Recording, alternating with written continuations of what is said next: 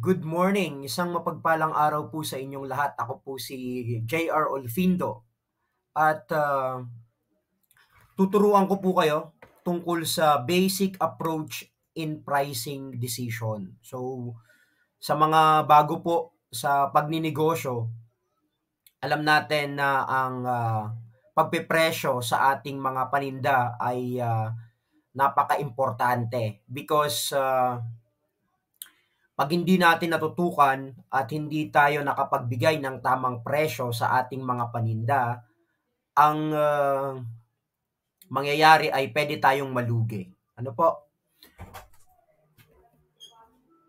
So nakikita nyo itong picture dito ng ating president, si President Bongbong Marcos. So nung nagtatakbo siya bilang presidente, sabi niya he wanted to make the price of rice 20 pesos per kilo. So, what do you think? Is it attainable? So, attainable ba ang 20 pesos per kilo na rice? So, aalamin natin yan kung talaga bang attainable yan at talagang makatotohanan. Ano po?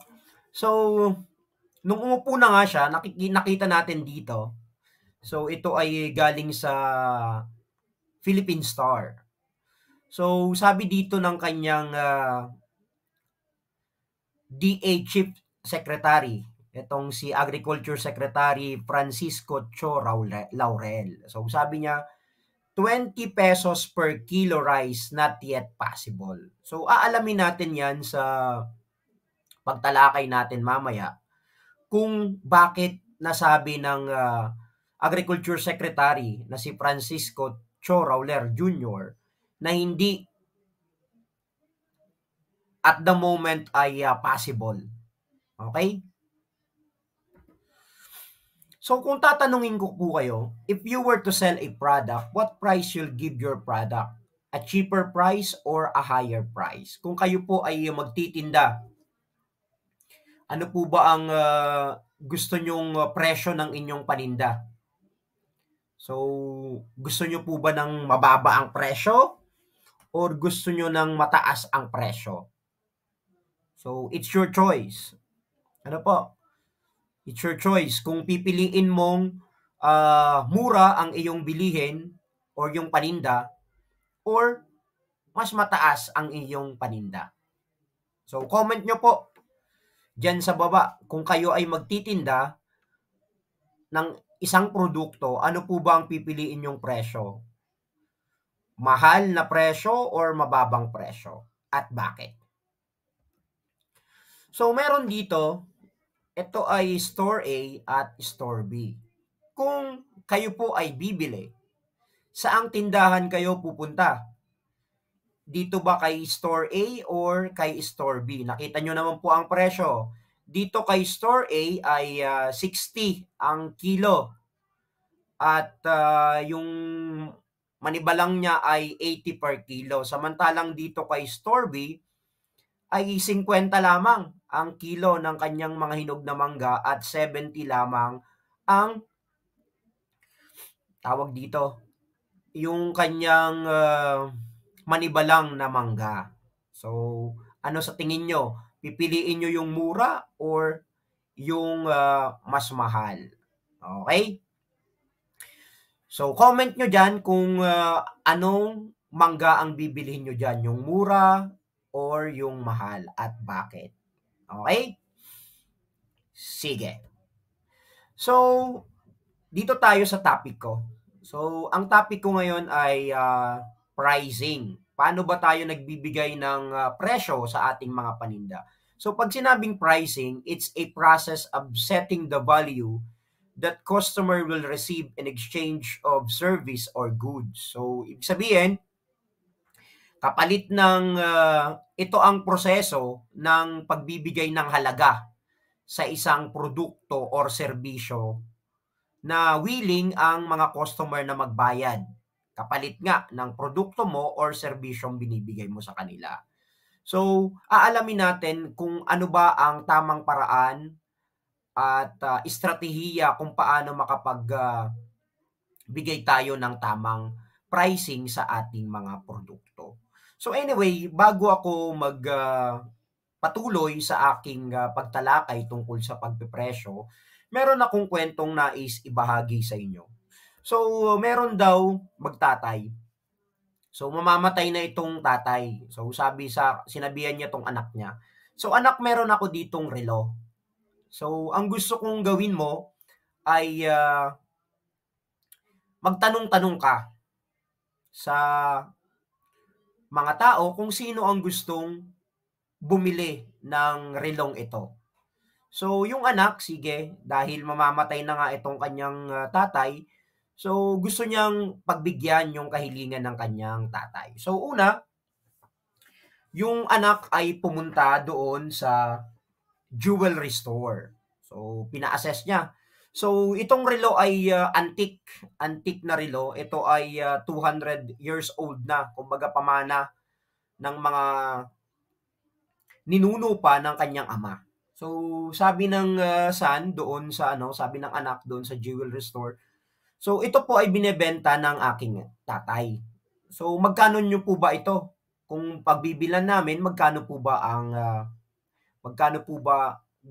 ang presyo niyo dito? So, sabi ng doon sa jewelry store, so bibiling ko yan ng sa halagang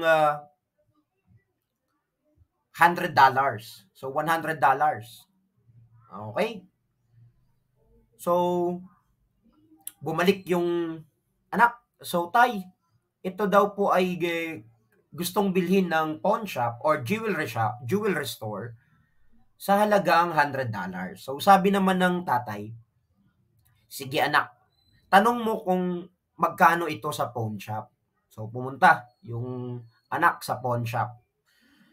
So, nung sinabi ng anak na magkano po ba ito kung ito ay ibebenta namin o isasangla namin sa inyo, magkano nyo po ba ito gustong bilhin? O sabi ng doon sa pawn shop, bibilhin lang namin yan ng $20 kasi may mga gasgas na yung relo mo. O ayun nga, pagbalik ng anak, sinabi ito kung anong nangyari doon sa pawn shop ng kanyang anak doon sa tatay. So sabi ng tatay, o sige, last na to anak, punta ka doon sa museum. Tanong mo kung magkano ito kung ibebenta natin. Okay, so walang nagawa yung anak kundi sundin yung gusto ng kanyang tatay. So, pumunta siya doon sa museum at tinanong niya doon sa loob, magkano nyo po ba ito? Kung ibebenta namin ito sa inyo para maging collection nyo po, dagdag sa collection nyo dyan, kasi nga po ito ay 200 years old na, matanda na, antique itong relo. Ano po? So, sabi doon, so, itong relo nito ay napakaganda at antique. So, pwede naming bilhin niya ng $375,000. So, tuwang-tuwa yung anak. So, bumalik siya doon sa kanyang tatay. So, tay, itong relo daw po ninyo ay gustong bilhin ng museum sa halagang $375,000. So, ano po ba ang lesson na nais ibigay ng tatay doon sa kanyang anak? So, sabi ng kanyang tatay doon sa anak, anak, so, I want to show you that at the right place will value you the right way. Kung ikaw ay nasa tamang lugar, sila ay magpapahalaga sa iyo. Okay? Samantalang pag ikaw naman ay nasa maling lugar, katulad niya ng pinuntahan niya, mababa ang pagtingin sa iyo, so, umalis ka doon. Find the right place and you will find the right value. So, parang sa pagpipresyo po. Ano po? So, merong iba't ibang klaseng mamimili. Ano po? So, merong barat, meron namang bibigyan ka ng tamang halaga talaga. So, yan yung importante ng pagpa-pricing. Ano po? The process of setting the right value in exchange of service of goods. Ano po? Kasi bilang mga negosyante po, kailangan natin itong tamang pagpa-price ng ating mga paninda. So, kasi pag nagkamali po tayo, halimbawa, yung presyo natin ay masyadong mataas, cannot be afforded by our customers. So, ang nami-miss natin yung valuable sales. Kasi nga mahal, hindi nila bibilhin, di ba? So, pag masyado namang mura, di ba? Sobrang mura ng presyo mo at hindi ka man maka-break even eh. Kumbaga, luging-lugi ka. You miss out on valuable revenue. Lugi ka naman. Okay? Yan ang importansya ng kaalaman ng estratehiya sa tamang pagpipresyo. So, punta tayo doon. So, ano ba yung factors na nakakaapekto sa presyo ng ating mga produkto? Unang-una, itong fair trade laws. Ano po? So, meron tayong tinatawag na fair trade laws. Ano ba itong fair trade laws? So, manufacturers make agreements with dealers who retail their products at the price they can be sold to the consumer. Ibig sabihin kasi itong mga companies, itong mga manufacturers, sila ay saklaw ng gobyerno. So, ibig sabihin meron silang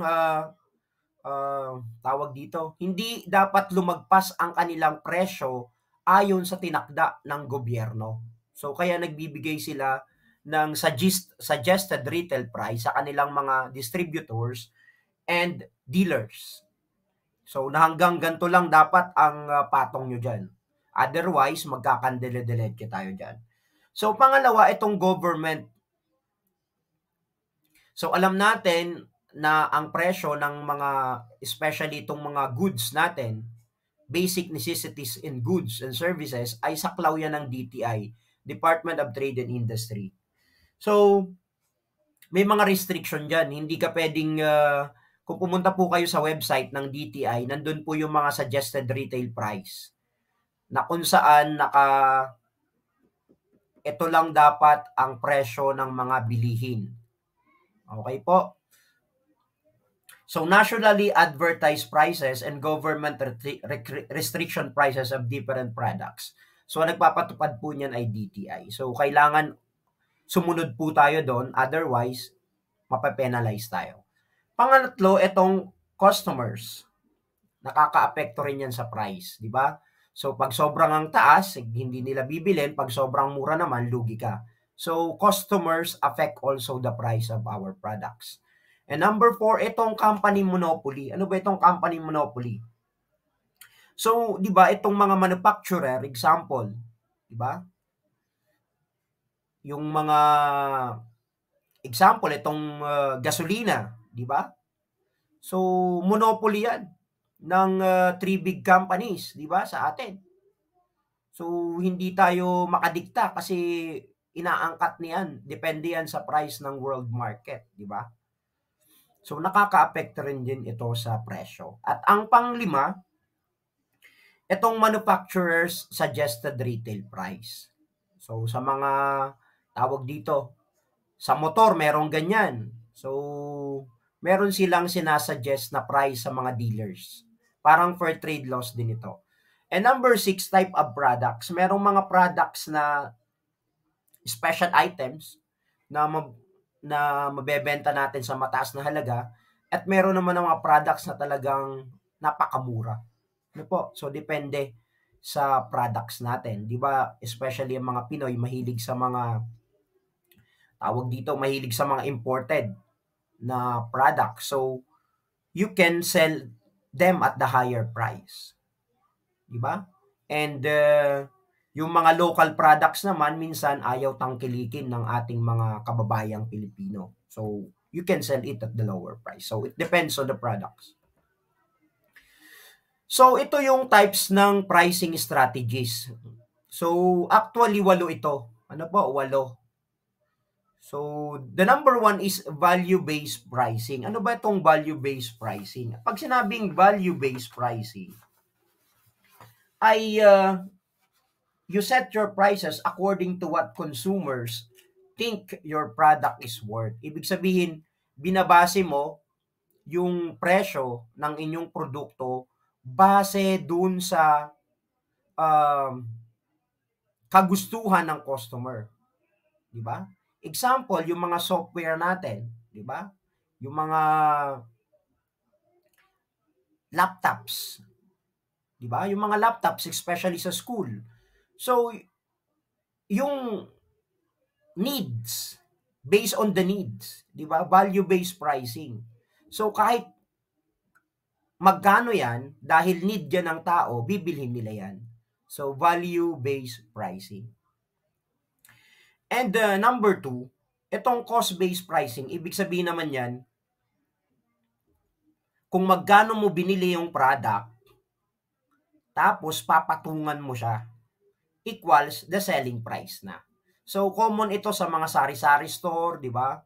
Yung mga dealer, di ba? Kung magkano yung binigay na presyo sa kanila, plus ilalagay nila yung profit nila dyan at yung mga nagastos nila. So, on top of that, yun na po yung selling price nila. And pangatlo, itong competition price or tinatawag natin competitive price. So, sa competitive price, meron tayong tinatawag na cooperative pricing. Pag sinabing cooperative pricing, ay kung magkano ang presyo ng iyong kakompetensya, ay gagayahin mo. Kung yung binebenta mo saging ay 50 ang kilo, so ibebenta mo rin ito ng 50 ang kilo. So, meron din aggressive pricing sa competition pricing. So kasi pag sinabing competition, ang benchmark mo diyan ay yung presyo ng inyong kakompetensya. Okay po? Yung kalaban mo na nagtitinda ng halimbawa saging din. So parehas kayo bibenta ng saging, ang benchmark mo diyan yung presyo niya. So yung una, kung binenta niya yung saging na 50, ibebenta mo rin ng 50. Ang tawag diyan ay cooperative pricing. Ang pangalawa naman, meron sa competitive pricing na tinatawag natin aggressive pricing. Itong sa aggressive pricing ay pag nagtaas, halimbawa 50 yung saging na binebenta ng ka-competitors mo, di ba? So nagtaas siya ng 10 piso. Sa aggressive pricing, kung nagtaas siya, hindi ka magtataas. So gagawin mo lang 50. Okay? O kaya naman, pag nagbaba siya ng presyo, halimbawa yung 50, ginawa niyang 40, gagawin mong 30. So, parang nagkakaroon ng price war. So, ito nakakatakot dito. So, tawag dyan price war, pababaan ng presyo hanggang sa parehas kayo malugi. Okay? So, hindi yun maganda. So, dito, ito yung pinakamaganda, dismissive pricing. Itong dismissive pricing, wala kang pakialam sa presyo ng iyong kalaban. Ang ginagawa mo ay ginagandahan mo ang serbisyo mo. So, bahala ka dyan, bumaba ka ng presyo, magtaas ka ng presyo, basta ito ang presyo ko. Okay? Aayusin ko yung serbisyo ko, aayusin ko yung pakikipag-usap sa aking mga customer. So, yun. Okay po? Next. Types of pricing strategies, number 4, ay yung tinatawag na dynamic pricing. Ano ba itong dynamic pricing? So, pag sinabing dynamic pricing, nakadepende ito sa supply and demand. Ano po? So, meron ditong tinatawag din itong demand pricing, surge pricing, time-based pricing. Nakikita natin ito tuwing may mga occasion, especially ngayon, di ba? Sa malapit na mag-Holy Week, next week Holy Week na, maraming mga tao ang pupunta sa probinsya. And the supply and the demand, makikita nyo po, yung demand ng sasakyan ay marami. Diba? Kasi maraming tao ang uuwi ng probinsya. di ba? So, yung demand ng sasakyan, yung mga buses, ay mataas. So, dito, pwede kang magtaas ng presyo, di ba? So, kasi nga, depende sa demand. The people are willing to pay. Makauwi lang sila. So, danas ko yan pag ako ay umuwi ng probinsya, di ba? Wala ka ng masakyan na buses. And kakagatin mo na yung mga presyo nila. Kahit times 2 pa yan, times 3, basta makauwi ka lang. So, saan pa? During Christmas rush. Diba? Christmas, New Year, yung mga prutas nagsisitaasan times ano pa? Diba? Double the price or triple the price. So, wala kang choice. Kundi, kasi nga, lahat gusto mag-graham, lahat gusto maghanda. Oh. So, dito pumapasok sa dynamic pricing, the law of supply and demand. So, pag kokonti ang supply at mataas ang demand, syempre, mataas ang presyo. Okay? So, panglimang strategy ng pagpipresyo ay itong tinatawag na price skimming. Ano ba tong price skimming? Ito yung mga sa cellphone, usong-uso to, di ba? So, pag may bagong labas na cellphone, iPhone, di ba? Mga iPhone ay napakataas ng presyo, di ba? Pero habang tumatagal at habang may mga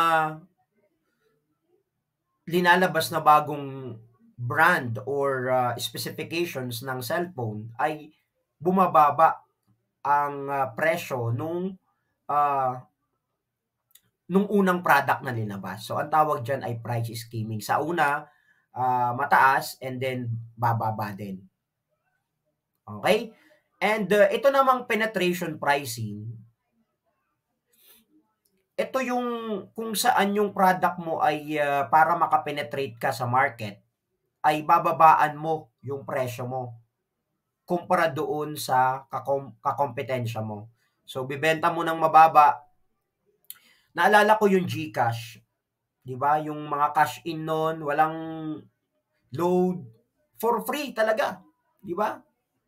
So, pero nung kalaunan, marami nang gumagamit ng GCash, ay nagsingil na sila ng rate, di ba? Sa load and even sa pagpapa-cash in, cash out, di ba? So, ganun lang, penetration price para makapasok ka sa market. So, number 7, itong tinatawag na differential pricing. Ano ba itong differential pricing? So, itong differential pricing, ito yung sa iba't ibang lugar, magkakaiba ang presyo ng isang product. So, yung tubig na binebenta sa palengke, mas mura kesa doon sa airport o kaya sa mga hotel. So, times 2, times 3 ang presyo, pero the same na tubig. Okay? Kasi, bakit? Nagkakaiba ang presyo dun sa hotel at saka sa airport. Diba? So, malayo yung negosyante ay umuupa doon sa airport. Siya ay gumasto sa transportation. So, iyan yung tinatawag na differential pricing. Magkakaiba ang presyo ng isang produkto sa iba't ibang lugar. Depende kasi sa expenses na. Okay? And itong number 8 naman, itong high-low pricing. Ito yung nakikita natin sa mga mall. So, iseset nila yung mga products nila sa mataas na presyo, and then later on, magsisale sila. Diba? Mag-50% sila, mga discounts, yan, mga sale. Diba, tuwing sahod, nagsisale sila. So, high-low pricing. So, ang tawag po dyan.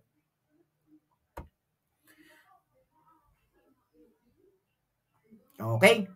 So, let's discuss one by one. Ano po? So, itong value-based pricing, so balikan lang natin. So, you set the price according to what the cost consumers think your product is worth. Okay? And number 2, focuses on the cost of production plus profit equals selling price. So, balikan lang po natin yung 8 strategiya sa pagpipresyo ng ating mga paninda.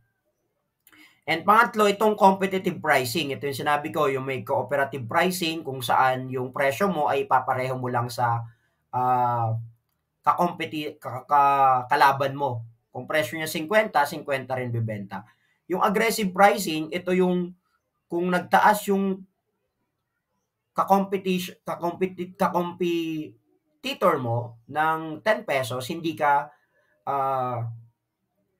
magtataas ng presyo. Pag bumaba siya, bababa ka naman mas bababaan mo yung presyo mo. Yan tinatawag na price war. So, itong dismissive pricing, ito yung tinatawag na wala kang pakialam sa presyo ng kalaban mo. Basta ginagalingan mo ang iyong serbisyo. So, dynamic pricing, ito nga yung mga Christmas rush, di ba? Kung saan mataas ang demand, maliit ang supply, so mataas ang presyo. So, price skimming, set the highest possible price for the newly launched product that has or no less competition, then lower the price over time when the product become less popular. So, penetration, so para makapasok ka sa market na may existing na siniservisyohan, so you sell your product at the cheap price or for free para ikaw ay makapasok. So, differential pricing, nagkakaiba-iba ang presyo sa iba't ibang lugar ng isang produkto, depende, of course, sa cost. Diba? And the high-low pricing strategy sells the product at the high price but lower the price when the product drops in relevance. So, nagkakaroon ng mga discounts and sales. So, how to create pricing strategy? So, una, you determine the pricing potential. Ano ba itong pricing potential? First of all, you need to evaluate your pricing potential. This is the most probable pricing of your product or service in regard to cost, demand, location. So, ibig sabihin, determining the pricing potential ay kinokonsidera mo yung gastos mo.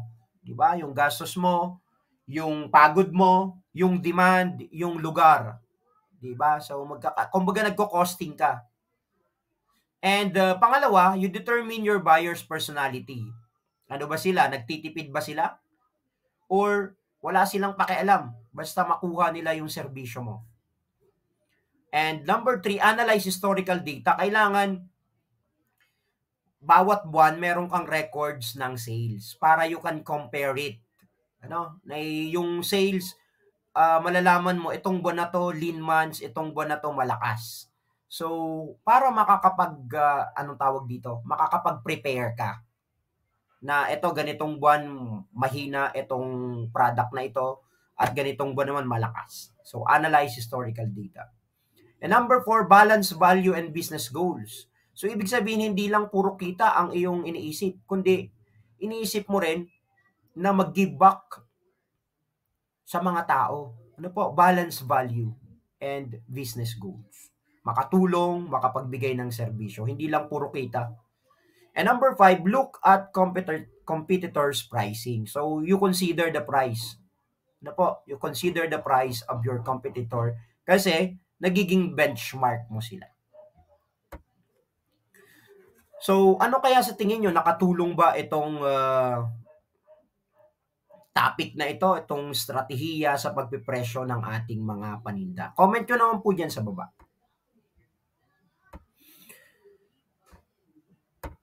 Okay? So, bilang pagtatapos, ito yung nais kong bigyang diin. So, ito yung sabi ng father sa kanyang anak doon sa kwento ng father and son na kung saan the value of the clock or the watch.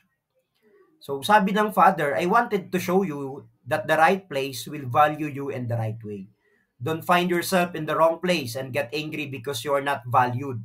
Never stay in a place where someone doesn't see your value or don't feel appreciated. If you don't know your value, you will always settle far less than you deserve. So, sinasabi ko sa'yo, you deserve more. You deserve better. Don't settle for the thing you don't deserve. Okay? So, yun lamang po. Maraming salamat po. Ako po ulit si Ginoong Gerald Findo at nagsasabing, you deserve better. Maraming salamat po.